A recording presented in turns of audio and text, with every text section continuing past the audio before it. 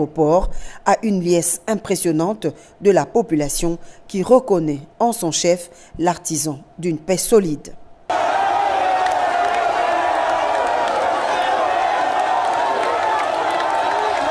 La population congolaise, tel un seul homme, a tenu à exprimer son indéfectible soutien au chef de l'État qui s'est investi depuis des années dans un marathon politico-diplomatique de sortie de guerre.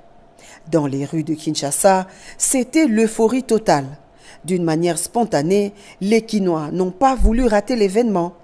Ils se sont massés le long des artères sous un soleil de plomb pour voir et encourager par des acclamations frénétiques celui qui vient de signer l'acte dont les clauses vont à coup sûr mettre fin à plusieurs décennies de guerre dans l'est de la RDC. À certains endroits, le président de la République n'avait pas d'autre choix que de sortir de son véhicule pour communier avec sa population, une harmonie parfaite.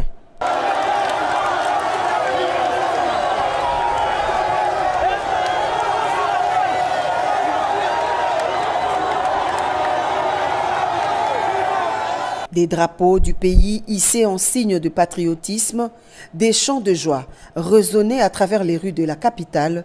Des jeunes se sont constitués en groupe voulant offrir un spectacle vibrant afin de rendre hommage à celui qu'ils qualifient affectueusement de vaillant guerrier.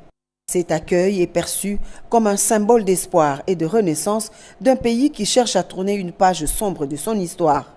L'accord signé entre la RDC et le Rwanda marque un pas décisif au rétablissement de l'autorité de l'État sur l'ensemble du territoire national et ouvre une nouvelle ère de prospérité partagée pour les populations de la région des Grands Lacs.